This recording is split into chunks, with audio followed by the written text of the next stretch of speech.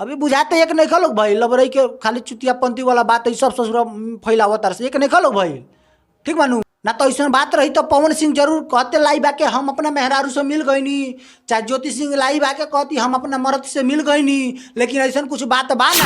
हे हरे राम कृष्ण जगन्नाथम प्रेमानंद महाराज ये क्या हुआ अब बताइए अक्षरा सिंह ये क्या हुआ, डिम्पल सिंह जी ये क्या हुआ, अनुपमा यादव जी नई नवेली दुल्हन ये क्या हुआ। अब आप सभी का क्या होगा, अब तो पवन सिंह और ज्योति सिंह एक हो गए और आप सभी का दाल कैसे गलेगा। नया नया गाना एगो बड़ा ट्रेंड कर रहा है, हियावा के दाल तोरा हुआ में गली, अब कहीं ना गली काहे कि पवन जी आ ज्योति जी मिल गई लोग। अब उ तलाक वाला मामला ना रहल, बहुत पहले चलत रहे कि हिनका का हौ तलाक दिहन तो 3 करोड़ रुपया दिहन तो हई करियन हौ करियन। अब उ 3 करोड़ रुपया के 3 जगह घर बनी आ गृह प्रवेश करेला नई नवेली दुल्हन ना बल्कि पहिलकी दुल्हन ज्योति सिंह जी आ पवन सिंह जी एक संग हो गए लोग। अब गृह प्रवेश करी लोग तो रउआ समन के का होई अक्षरा सिंह जी, डिम्पल सिंह जी। हमनी के बिहार में एगो कहावत ह कि नामा 9 दिन आ लुगरी 20 दिन, तो उहे बात बाटे।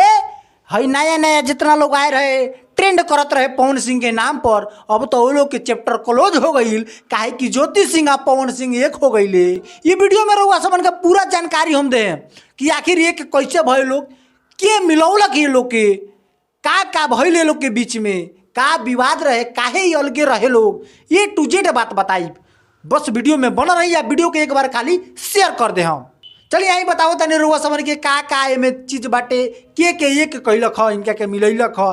तो रउआ समन के पहले हम बता दी मीना मालवीय जी के नाम रउआ समन सुनले होके। अगर रउआ समन के जीवन में ये सवाल उठता कि मीना मालवीय जी एक कैले बाड़ी, तो ना ना ना ना वो तो खाली तावा पर रोटी सेकेली। अगर रउआ समन के ई लागता विवेक सिंह कैले बाड़ी, तो ना ना ना रउआ समन संकोच में मत पड़ी काहे कि के कैले बा रउआ सबन के हम बतावतानी आई काहे बोल बा इहो सब बताए। अब पहले रउआ लोग के इंपॉर्टेंट एगो जानकारी हम देवल चाहतनी कि पवन सिंह जी जब से चुनाव लड़े वाला बाड़न, का रउआ सबन के पता बा? बहुत लोग के पता होई, बहुत लोग के पता ना होई, लेकिन हम बतावल चाहतनी कि पवन सिंह जी चुनाव लड़े वाला बाड़न तो चुनावे के लेके कुछ यहाँ खेला भइल बा। ई सब खेला चुनाव के लेके भइल बा भाई। पब्लिक लोग बड़ा चुतिया बन जाता ही बड़का बड़का स्टार सबके फेर में पड़ के। बताओ ये सब खेला चुनाव के लेके भइल बाटे। आप पवन सिंह के खिलाफ में बोले वाला के रल, तो ये गो ज्योति सिंह रही है। तो ये बताई पूरा मंत्रिमंडल वाला दिमाग चलता भाई, ज्योति सिंह के मिला ले लोग, ज्योति सिंह के एक्सेप्ट कर ली हले। तो अब बताई के बोली उनका बारे में, उनके खिलाफ के बोली? एगो तो हुए रही है बोले वाला कि हेंग कर दिलन होंग कर दिलन, उनका वोट ना दिया। अब तो सबके वोट दी आ वो घूम घूम के हो सकता कि वोट मांगी है कि हमारा मर्दा के वोट दे तो लोग जितावा है। साला 3 करोड़ रुपया के घर बनता 3 जगह, तो अब 10 करोड़ के बनी सांसद बनी है बताओ। बड़का बड़का स्टार लोग जब से सांसद बनल बा लोग हैं, वही लोग के लागत है चक्रव्यूह वाला दिमाग कुछ बाटे। लेकिन बताएं सब बतिया अभी ना बताएं, तनका आगे चल के बताएं। बस रउआ सब वीडियो में बना रही ना सब केहू के है जौन VIP विजेंद्रा बाटे है, विजेंद्र सिंह बा है, राजन सिंह मुकुटवा बाटे है, चंदनवा उपाध्याय बा। ई का ई ससुरा सब रोटी सेकत रहसन, रोटी पर रोटी सेकत रहसन। लेकिन एक दिन सब के अब बुझाता दुकानदारी बंद हो गई। हम दुकानदारी खोलत नहीं की, एकनी के दुकानदारी बंद भइल बा तो हम खुश बानी। तो हम बतावल चाहतनी रउआ सबन के, रउआ सबन वीडियो में बस खाली जुड़ रही महाराज। आ एक बार शेयर मारी, तनी कमेंट करी दबा के, लाइक दबा के शेयर मारी, तब न मजा आई।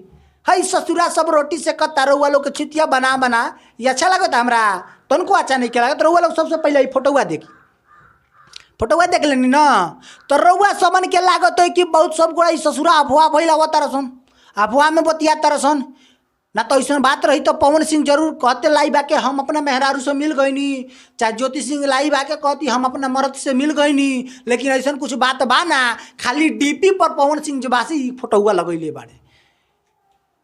पवन सिंह जी के DP पर ही फोटोआ लागल बाटे। ज्योति सिंह भी मतलब कुछ लिखले रही है, देख ली है क्या लिखले बाड़ी, वो अपना फेसबुक के माध्यम से लिखले रही है। सब पढ़ ली रउआ सबन।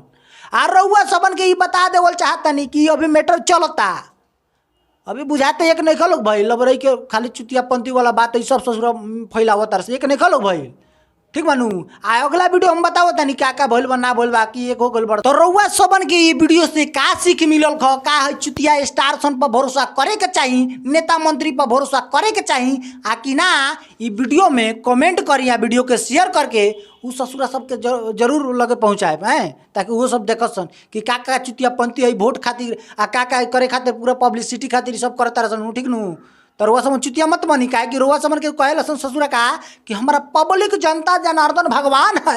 अब ससुरा ये कौन भगवान है बे है ये कौन भगवान है। अब भगवान है लोगों को पीछे तुम ऐसे ऐसे कर रहा है कह रहे हैं कि भगवान है हैं। चलिए यहाँ तक देखे खातिर बहुत बहुत धन्यवाद रुआ समन के वीडियो में कमेंट करी जरूर।